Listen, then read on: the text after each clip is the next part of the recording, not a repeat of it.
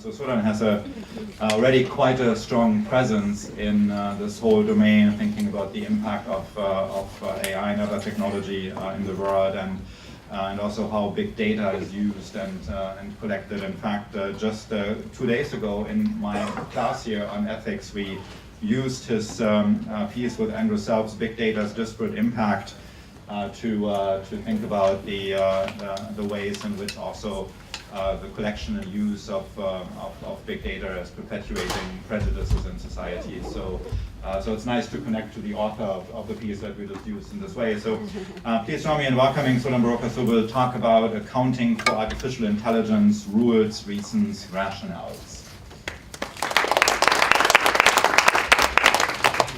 Thanks so much for that kind introduction. It's very, very nice to hear that this paper is found at home, even in places like Kennedy School. So that's wonderful.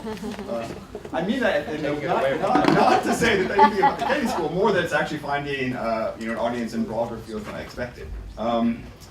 So thanks for the invitation. It's very exciting to be here. It was thrilling to actually see Cynthia's talk yesterday. I've known Cynthia for many years. Been working on similar issues from slightly different perspectives for a while. But in particular, to see how much activity is now going on here at Harvard, in particular across these many different fields, it's quite inspiring, given that I've been trying to do this kind of interdisciplinary, cross-disciplinary work myself for quite some time. So I'm very encouraged, and it's a pleasure to be here with you folks. So today, I'll actually be talking about another article with Andrew Selfs that, in fact, just came out yesterday in Fordham Law Review. The presentation is sort of adapted from this piece, so although my presentation title is slightly different, much of what I'll talk about actually comes directly from this piece, the title of which is The Intuitive Appeal of Explainable Machines. And what I'll be talking about is, in part, that slide that Cynthia put up last night, which was interpretability, question mark. So this article responds to a kind of growing chorus of concern around the opacity and secrecy of algorithms, the fact that they are never transparent or difficult to make transparent, that perhaps they operate on the basis of mere correlation and not causality, and that their behavior in some cases may lack foreseeability or intelligibility. This is often a concern with things like self-driving cars and actual physical manifestations of machine learning. Or that we have a hard time of actually informing people about how these things work, or even understanding or knowing the kind of mental states of these models. But given the focus of today's, rather the kind of weekend's conference, I wanted to see how this might also relate to questions in human rights in particular. And so like Barbara, I actually then went back and looked at the declaration. And I sort of assumed, even before reading, that there would be sort of some kind of statement about the fact that people should understand the rules that govern their lives. Right? That there should be a sort of a right to understand the way in which government decides to take actions against you. Right?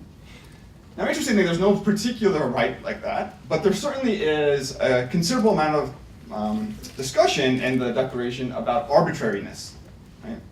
And so this actually, I think I took it out. This occurs across multiple articles.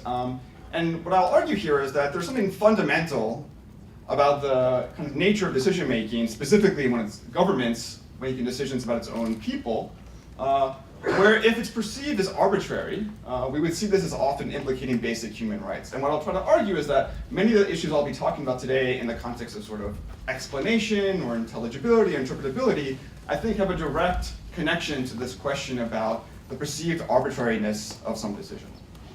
And I'll recommend, as I think came up last night, reports here from the Berkman Center that actually look specifically and closely at human rights and AI, and this is also an issue that comes up in that report. So the kind of intuition here is that what is unexplained or unexplainable is unaccountable. And I think a lot of these concerns are trying to voice that in one way or another. But what actually makes these things so difficult to explain? And I'll try to answer that. But also, what is it that we're trying to achieve normatively when we ask for these kinds of explanations? What are the goals of law and policy that have requirements for explanation? And what I'll try to argue over the course of the talk is that it may turn out that even when we satisfy these legal requirements, we may not actually be satisfied practically with what we get out of them. So today's kind of talk will go through a number of different things. I'll try to show what is uniquely difficult about machine learning, and this will be the focus. Although people talk kind of generically about algorithms, I'll be talking specifically about machine learning. I'll try to point out what is different and specifically challenging about machine learning as something that requires explanation in comparison to other types of decision making. I'll then actually talk about two different legal requirements for explanation. These are not human rights law requirements, but they, I think, could potentially be inspiration for ways you might try to read similar requirements into human rights. And here I'll be drawing specifically on the law we have in the United States for credit, and also on the GDPR, that's the General Data Protection Regulation in Europe. I'll explain what existing techniques exist already within machine learning to furnish explanations, and this is a very active area of research. And I'll try to explain how they actually fit quite, and somewhat surprisingly nicely, with the legal requirements. I'll then talk about what is the value of these explanations, and I'll point out that there is a kind of unstated or underappreciated role of intuition, and this is actually a source of fragility of these explanations. And I'll show that there are certain limits to what you can actually get out of explanations given the role of intuition. And finally, I'll try to talk about the possibility of accounting for machine learning models, not by explaining the model itself, but instead by documenting the way these models are actually developed. But let me jump right into it. So what I'm going to argue is that what is unique about machine learning, what makes it uniquely difficult to explain, are these two properties. And these are sort of, these are not sort of widely accepted terms, but I'm going to use them as a way to distinguish between other properties. And the two are what I'm going to call inscrutable and non-intuitive. But let me first explain the sort of set of concerns that are often associated with algorithms or machine learning models that are not, in my opinion, peculiar to them. So the first is that they are secret. Here, this word can actually be somewhat ambiguous. By secret, I mean here that there exists some kind of decision-making process, but its very existence is not known. Okay. Again, I think this speaks quite directly to questions of human rights, right? Like there is some process in place that might be making consequential decisions about people, and that the existence of that very process is unknown, right? So if you actually look back at the history of privacy law, so this is there's a code of fair information practices. This was the result of a report from the I guess it started in the late 1960s, was eventually issued in the 70s. And the fair information practice principles became the foundation for all privacy law pretty much everywhere in the world, despite the fact that the United States itself did not adopt the recommendations of this report. In any event, the very first principle is that there should be no personal data record keeper system whose very existence is secret. Right? So this is not itself a kind of new problem, but again, this is also not a problem that is peculiar to machine learning. It's a very idea that we don't want there to be secret decision making. And interestingly, there's a fair amount of activity that deals directly with this problem of secrecy. So for instance, there's a report from a number of years ago now on all the different kinds of scores that exist, specifically in the United States, ranging from kind of credit scores to tenant scores to scores in healthcare and so on. And one of the main insights from this report is that these are simply unknown to people, right? The concern is not that they might have certain properties, but the very fact that these things exist and people don't know about them. The FTC a number of years ago issued a report about data brokers. These are all the companies that aggregate our information, all of the names of which, except for a handful, would probably be unknown to us. Again, the concern here is that they're just simply unknown. And Opaque, this is the Electronic Privacy Information, It's a long-standing Washington, D.C. based organization that's focused specifically on privacy and has been running a campaign for the past couple of years, including slogans like end secret profiling, where secret here actually doesn't mean that we don't understand the details of the profiling, but that the very existence of the profiling mechanism is secret. Right? The focus here is often on government decision-making. I'm going to contrast this with what I'll call opaque here. And I actually think opaque, in its literal meaning, is actually quite descriptive of this problem, right? We actually know that something exists. We have some visibility into it in the sense that we recognize that it's there, but we don't have a way of seeing any of the details, right? You can see something through this film, but we can't actually make out any of the important details. So when the existence of the kind of decision-making process is known, but nothing about its actual operation. That's what I'm going to say. And again, I I want to argue that while this is a very serious problem, and Frank Pasquale has a wonderful book full of countless examples of exactly this problem, many systems that we know about, but we don't know anything about their operation. Again, I would argue that this is not necessarily something peculiar to machine learning or algorithms, but instead is often a kind of considered decision of the people who develop them. And Frank has gone to extreme lengths to show that. And of course, there's a fair amount of discussion here about why that might be the case. There's concerns here around trade secrets, intellectual property. I won't rehearse those arguments. And of course, there's also these concerns about what happens if you do make these details available. But again, I'm not going to make these things, I'm not going to belabor the argument here. This is ultimately in contrast to what I would call specialized knowledge. This is an argument that was sort of first introduced by Jen Burrell. She's a professor at Berkeley in the Information School. And she wanted to point out that, like, hey, even if we disclosed source code in some cases, that might not be sufficient as a way for helping people understand things, because of course source code requires that you know how to read code. But again, my sense here is that while that is true, there are many kinds of disclosures which would be difficult to make sense of without expertise, right? And so code might be one such example, but it's not the only one. I have this slightly peculiar slide. This is the kind of legislative record in the New York City Council, which led up to the passage of a law that established a task force in New York City to assemble a group of people, of which I am now one, to give the city recommendations about how to think about the kind of governance and regulation of its own use of what they call automated decision systems. Interestingly though, and this is why I have this particular slide, the original bill, which then kind of snowballed into something quite different, was a remarkably short piece of writing. It was, I think, like 4 sentences, and the original bill simply required source code disclosure of any software that the city would use. Now this was met by, I think, the vendors that supplied software to the city with immediate concern, but it also was actually met by some people who would want to champion transparency with concerns that even if we did disclose source code, that this might not be a way to help people understand the way the city is actually making decisions, and may not be enough information to really understand how the system is operating in practice. And with colleagues from a number of years ago, we have an article that goes into quite a bit of detail about the limits of source code disclosure, showing that, in fact, even when we think we can make strong claims about how software is likely to behave, that can tell us very little about the properties we might care about, including things like discrimination. So I want to contrast, I guess, 3 previous things I talked about with these second 2 things, and this is what I'm going to call inscrutability. So this is a peculiar thing that might not be intuitive to people who don't have experience building such models. But the idea is that when we use machine learning to kind of learn rules from historical data, the rules that we learn might be so complex that even the engineer that has orchestrated the learning process does not understand those rules. Right? You can think of this as being a function of complexity and things of that sort. And here's a bit of the hand-waviness in a way that I think reflects Cynthia's concern, right? Like, we don't have a way to pin down the exact meaning of this problem. But I think a few kind of loose definitions are helpful, or loose explanations.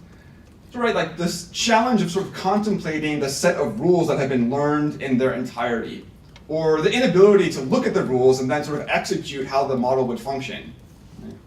Or to even think, even a more modest goal, can you imagine how the model would behave under different circumstances by looking at the rules? And this might not seem intuitive again, but it's a common practice, especially when building models that are trying to do complex cognitive things, like image recognition, for instance. And to just give you a taste for this, I'll even show you what, in the scheme of things, is a remarkably simple model. I'm going to call this a credit scoring model. And I'm going to say that the credit scoring model takes into account 2 different features, 2 variables, a person's outstanding debts and their income. And what this is showing you is that the relationship between outstanding debt, income, and someone's credit score is actually really all over the place, right? As you kind of move the sliders for the variables, it's not that there's some kind of natural direction that everything goes. They interact in a very complex way, right? So even though this is remarkably simple in the scheme of things, even this should give you some sense that it might be difficult to really completely understand how this model is going to operate on all sorts of input, how it's likely to reach its decisions under different circumstances, and so on.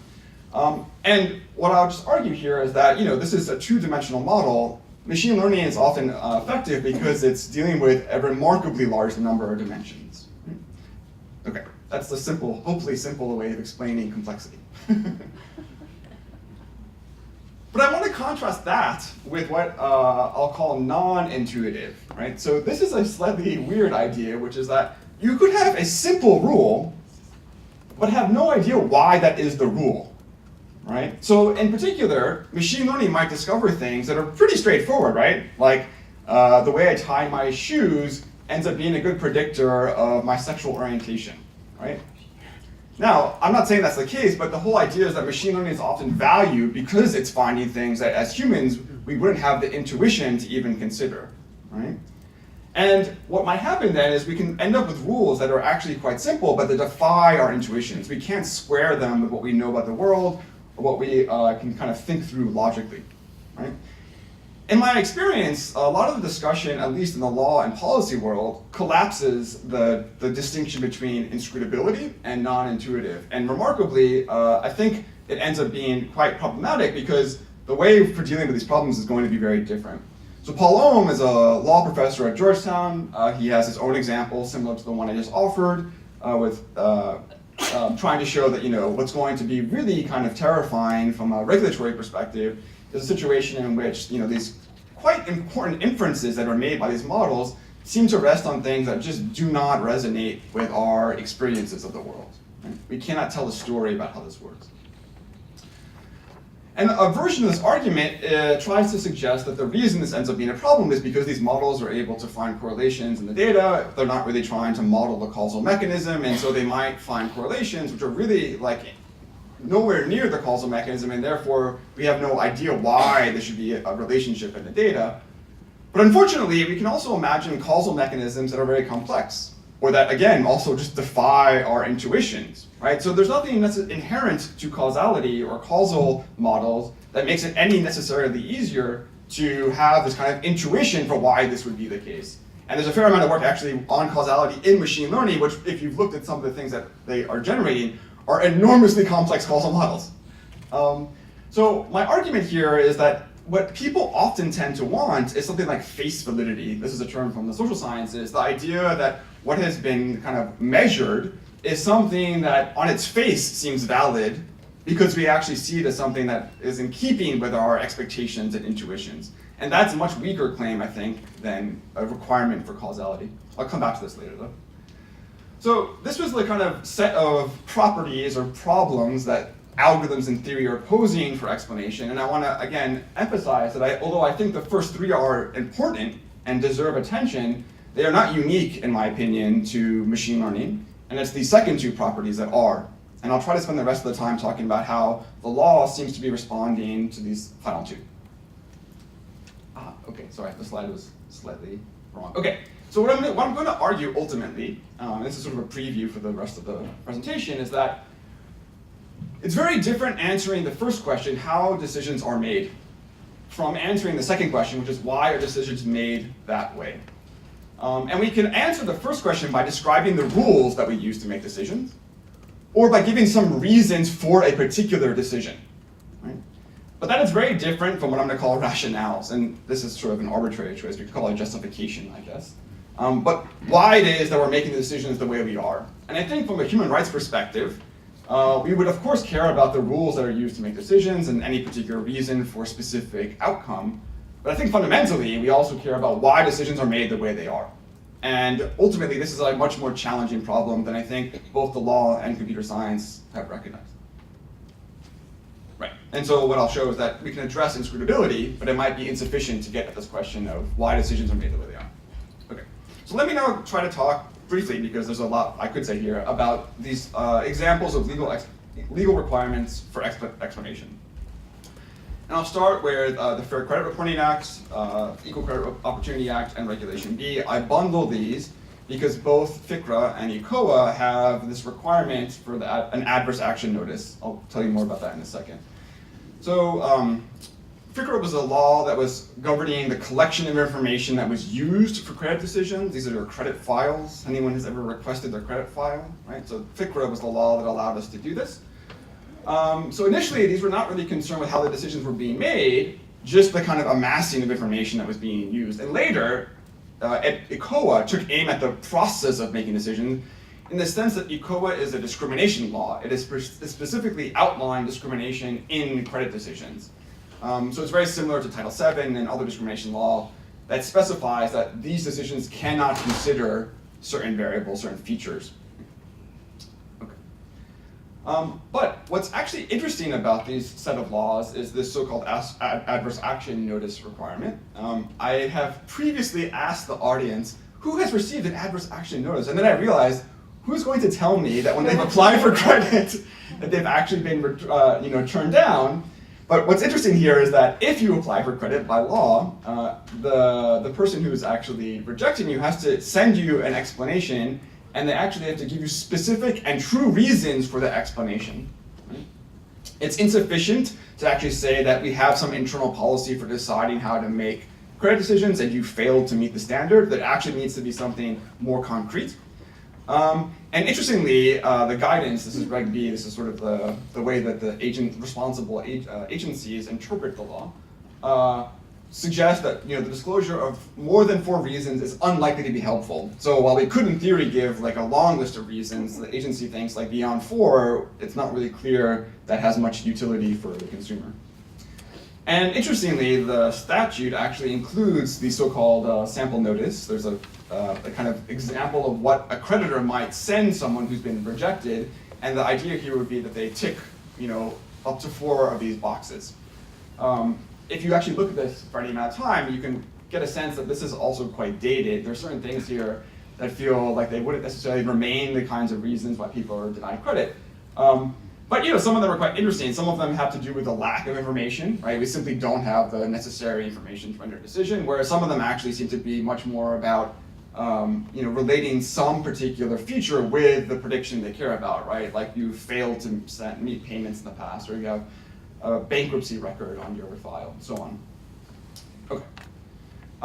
So if you look at the legislative record for these laws, you'll find that there's actually quite a different set of motivations for such a requirement. So one is just to simply alert consumers that such an adverse action has occurred. You can imagine they not ever being told in some cases. It's also clear, this is most clear in FCRA, that it's designed to be a mechanism to inform consumers about what features were critical to the decision, and then to allow them to check if the information on file was accurate, that then informed the final decision, right? So if it's saying, your home address or length of employment, you can look at your credit file and see like, well, is that actually correct information? Interestingly, it was also meant to educate consumers about the credit decision-making process, right? It's supposed to help them understand the way these decisions are made. And it's also meant to prevent discrimination. This was always a little unclear to me, but the thinking was, I think, that in being required to explain decisions, that they wouldn't be arbitrary decisions, right? That they would actually be thoughtful in the way they go about it.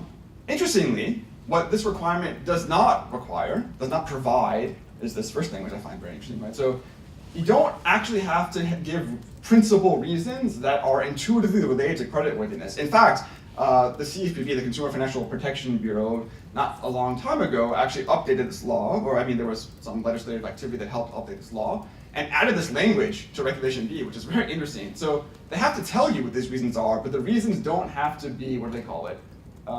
Even if the relationship of the factor to predicting creditworthiness may not be clear to the applicant. Right? This is a very interesting exception. You can give reasons that just don't make sense to the person who's been rejected.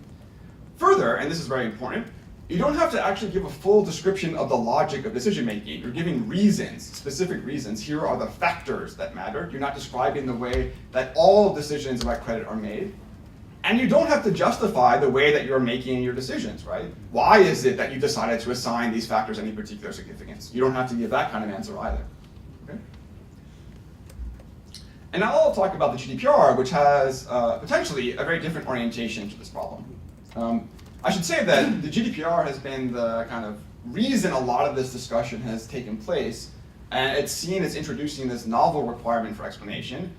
This is a little frustrating in part because, of course, American credits laws have existed for more than 40 years that have a requirement for explanation, but also because the Data Protection Directive, so the kind of guidance issued to EU member states, had long had such a requirement. It's only that the sanction powers of data protection authorities now are so great that I think the requirements for explanation are actually taken more seriously. So these are not new, it's just that there's sort of new urgency around complying. Okay, so the relevant parts of the GDPR, which I'll try to review quickly, are Article 22. So in one of the kind of main ideas here is that there should be no fully automated decision-making unless you receive kind of consent or by contract or under specific necessary law. And so this is sort of like a blanket prohibition on automated decision-making, except under the following conditions. Further, if there is automated decision-making, fully automated decision-making, it needs to be done in a way that respects people's rights and freedoms, and provides them some way to kind of express their point of view in the sense to kind of contest the decision. But the thing that has gotten a lot of people discussing this kind of rights to explanation are Articles 13 and 15 through 15. So the relevant parts of this here are you have to provide information about the very existence of the automated decision-making process. And further, you have to provide meaningful information about the logic involved. I'll just stop for emphasis. And the idea here is that you might say something about the likely effects of this system. But interestingly, I think logic involved and meaningful information about the logic involved is what is critically different from the way I think FCRA, ECOA, and Reg B have approached this problem. There is a recital. So recital in EU law doesn't actually have the force of law, but is designed to kind of facilitate interpretation of the law. And in the recital, there is this actual phrase, the right to obtain an explanation. This is where I think a lot of the discussion emerges. But again, this is just a way of emphasizing that at least in theory, the drafters of the regulation really did have something in mind. What exactly the interpretation should be remains unclear. So I think at this point, this is actually channeling some ideas from Andrew in particular, my co-author. He had done some work with Julia Powles, another legal scholar, trying to probe even more deeply what we mean by meaningful information about the logic involved. They looked to different translations of this text within the relevant national legislation, and you get quite a diversity of potential meanings. So it can range from things meaning like usefulness, like a useful explanation, to something like a reliable one or one that's understandable. And so this is not something that I think can be kind of interpreted definitively, and there's a considerable amount of debate within Europe about how such things will be interpreted. But at least according to Andrew and Julia, meaningful has to at least mean that it allows data subjects, people who are covered by this law, to effectively exercise the other rights that are provided through the data protection regulation. I won't actually kind of chime in here to say what I think is a likely interpretation in practice, but this is in itself something that's open for debate, and I just want to emphasize that we can interpret this very narrowly. In fact, some people are in the process of trying to argue for interpretations that end up resembling what FCRA, ECOA, and Reg B argue for.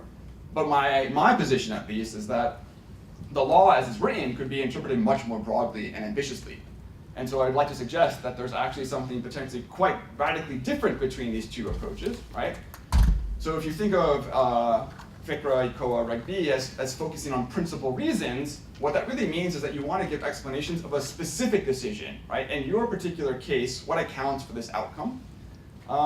And if you're thinking about meaningful information of the logic involved, to me that reads much more like the decision-making process itself rather than a reason for a specific decision. And so that might mean something like a description of the logic or the rules themselves rather than merely an account of the outcome of a specific outcome. Okay? Now, I'm not going to conclude that this is ultimately the way the law will be interpreted, but it could be, I would argue.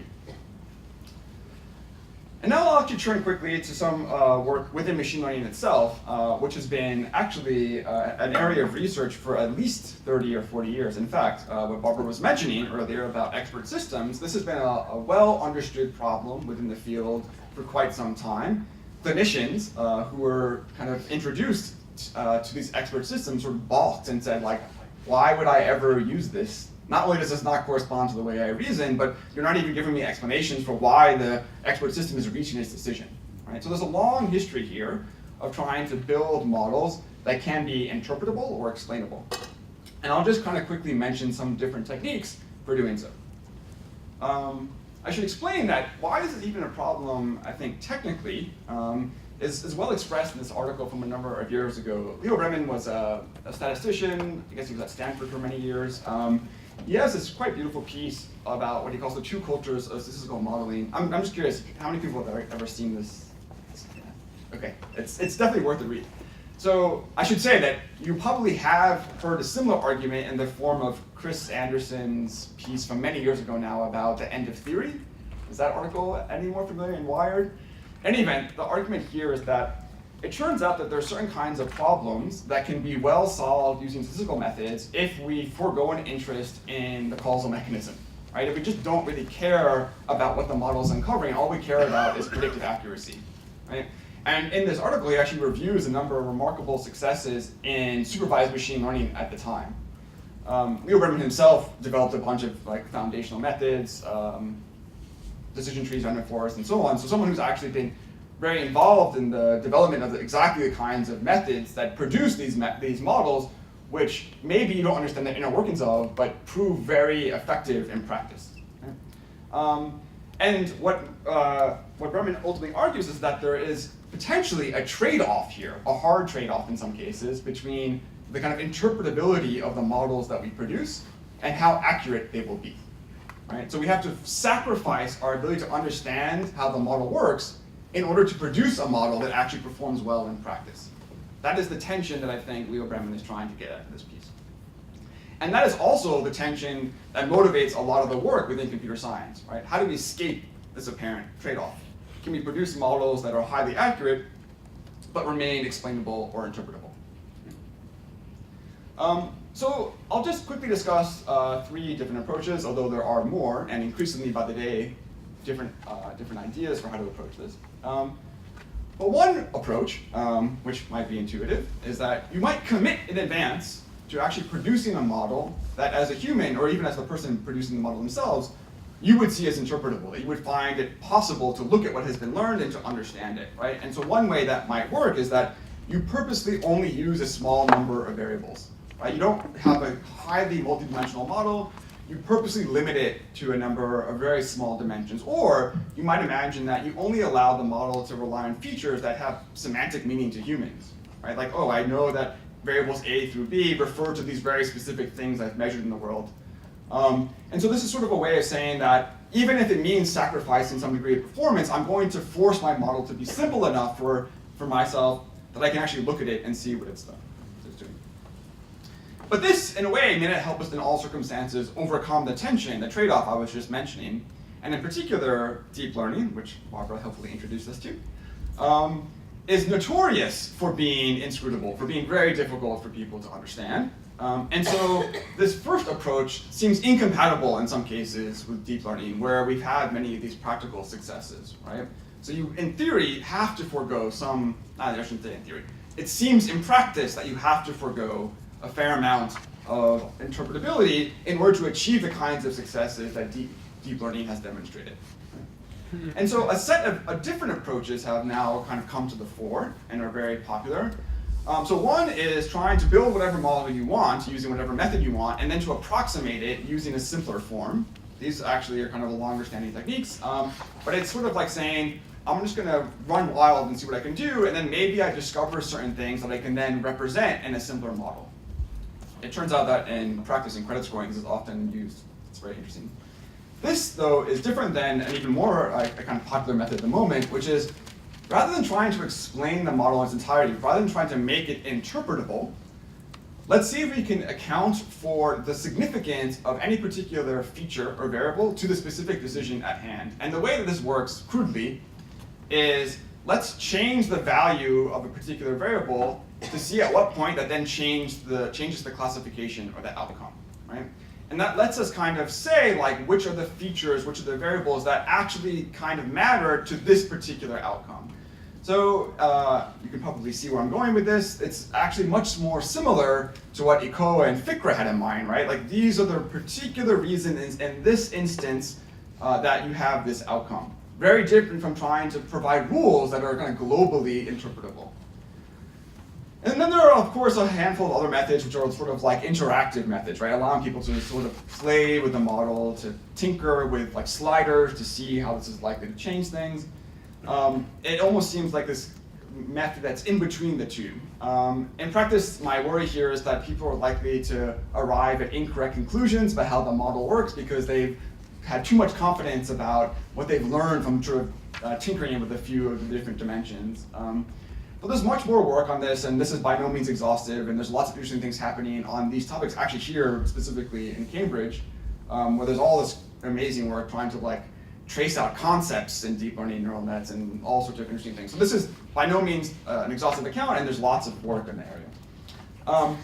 But as I said, right, this actually feels surprisingly in line with what the legal requirements seem to be. So you could imagine that to the extent that the GDPR is interpreted to require a description of the rules, right? This is the logic of decision making. That seems to be something that calls for the older style of explanations in the sense that we have to build interpretable models where when we disclose the rules themselves, that we can understand the logic of decision making.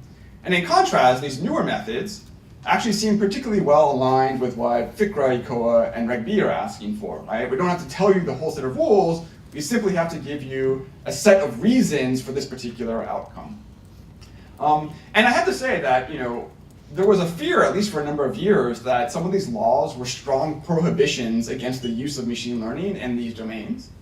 But in fact, it seems to me that there's absolutely no reason, at least in the case of ECOA, where you couldn't have a model built using deep learning that is incredibly complex and that no one understands as a kind of global rule set and still be compliant under this regime.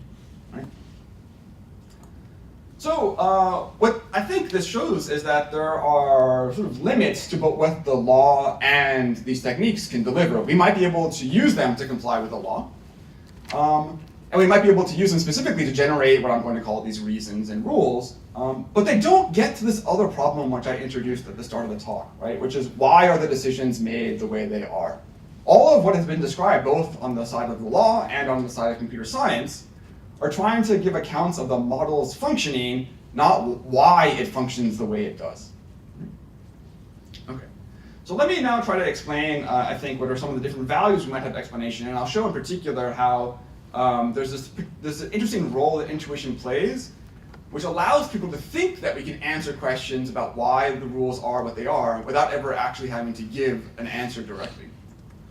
So one, of course, and this I think is very close to what you would imagine is a concern in human rights, is that there's a certain inherent value to explanation, right? So these kind of ideas of being subject to decision making that is secret or completely unexplained is visceral, right? We feel like we're subject to these arbitrary decisions, and this is where like the trial, I think, is a good pointer.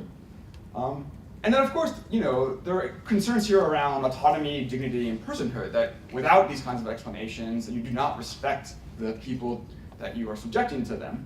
And if you actually look at the legislative record around data protection in Europe, and even around the fair information practices, this is definitely one of the core concerns. Right? And then there's a whole area of work which I am in no place to actually describe around kind of procedural justice, right? That there is just a huge amount of normative concerns around due process that may be oriented around how we go about explaining, making decisions, even if we're not saying there's something of particular substance we want out of that. Right? There's also, I think, though, this very pragmatic orientation toward explanation, and this, to me, seems to be the direction that a lot of the debate is heading. Right? So what we want to be able to do is give people explanations that are actionable, where if I tell people something, they know how to change their behavior or take some course of action such that they can actually achieve a different outcome. Okay? There's a piece from a working group here at the Carr-Ryan Center from, I guess, last year, a very interdisciplinary group of people, and the kind of conclusion they come to in this piece is that, really what we care about when we say we care about explanations is this, right? Understanding why this outcome and not that. And because the debate has largely moved in this direction, and I should say it's moved in this direction both because I think people intellectually believe it to be the right approach, but it also has moved in this direction because it is convenient in the sense that it allows us to build these deep learning models without having to sacrifice accuracy, right? If we didn't have this approach, then we would actually potentially have this strong prohibition against these kinds of things. And so as a result, a lot of people are sort of kind of congregating around this idea that what we have to debate isn't what kind of explanation, what is the value of explanation. Instead, it's sort of how do we actually implement this type of explanation. And so the debate is often around things like, well, what counts as the main factor we should be telling people? Or one example is, maybe main factor here means the minimum change you would have to make to a particular variable to achieve a different outcome, right? The thinking, presumably, is that minimum change is a way of saying, like, we should tell someone what is easiest for them to change in order for them to get the other outcome. Of course, what is easiest can be very different because things are very different costs. People have very different abilities and so on, so even that becomes complicated. And there's some work here too around trying to show when seemingly similar cases are treated differently and seemingly different cases are treated similarly. This is a sort of indirect way of saying, here are the things which were relevant to the decision because, well, if I was similar in every respect but this, that must be the thing that matters. And if I was different in every respect but that, that must be the thing that matters, right? So these are all different ways of trying to get at why, in your particular case, you received this decision, not the kind of global rules that I was describing before. And of course, there is a real value to these kinds of explanations. It can allow people to rationally make decisions about how they invest their efforts. It can guide them in such a way that they can navigate the system effectively. But I think, ultimately, this really allows us to present this as a matter of teaching people how to play the game more effectively, rather than enabling them to ask questions about the rules of the game itself. Right? And so my sense is that, let's see. Yes, my sense is that the belief here about why this might be a mechanism to potentially ask questions about why the rules are what they are relies on this thinking, which is that if we explain the decision well enough, it will become apparent whether or not it was justified. Right? If we give reasons that are good enough, we'll have a sort of obvious way of deciding whether or not the way of making decisions was justified. And there are very specific circumstances in which that is the case, and I'll try to give you some concrete examples of that before explaining why, in most cases, that's unlikely to be true. Okay, so this actually comes to something that Barbara also mentioned. This is a figure from a quite well-known paper by Rich Caruana and his colleagues from a number of years ago. Rich and his colleagues were trying to develop actually sort of, I guess they weren't expert systems, but they were models for helping clinicians do triaging of patients arriving with pneumonia. And they wanted to be able to decide who needed attention, like sort of rank order people based on their need for immediate attention. And at the time, I think Rich was very interested in using more modern approaches to model building. Not yet, it wasn't deep neural nets then, it was just neural nets. But even so, Rich had the concern that, like, if I use this thing, it's going to be hard for me to know exactly what factors really matter in the determination. And so he and his colleagues, taking inspiration from some existing techniques within statistics, began to figure out ways to make these models quite accurate while still preserving ways of explaining the significance of any given feature. And kind of simplify what's going on here, what this is showing you is it's sort of showing the relationship of every individual feature, every individual factor that is being considered, and how that contributes to the predicted likelihood of complications from pneumonia. Okay? So as it goes up, like this feature is actually positively correlated with some complication from pneumonia. Okay. What is very interesting about this case, and which has made it sort of a standard textbook example of the reasons we care about interpretability, is that the model actually learned to assign negative value to asthma. So if you show up and you have asthma, the model is going to predict that you are lower risk. Does anyone have any idea why this would happen? Yeah, anyone who has any no cheating, please. Yeah. Maybe I'm being too Socratic. Okay. So it turns out that, of course, as Barbara was mentioning earlier, these performance metrics are all relative to the data we train them on. Okay? The way we even evaluate them is using often the same data that we use to train them, but some what we call a holdout set, right? We hold back some data. And so, yes, these are reported accuracies with respect to that data, but it's really important to understand the properties of that data set. Okay? And it turns out